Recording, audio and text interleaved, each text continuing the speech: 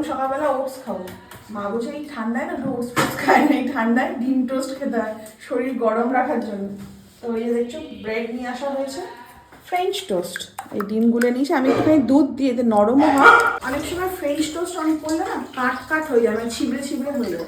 কিন্তু যখন এই দুধটা যখন এই ডিমটা গোলা হয় না, এর মধ্যে একটুখানি বেশি করে দুধ দিয়ে দেবে।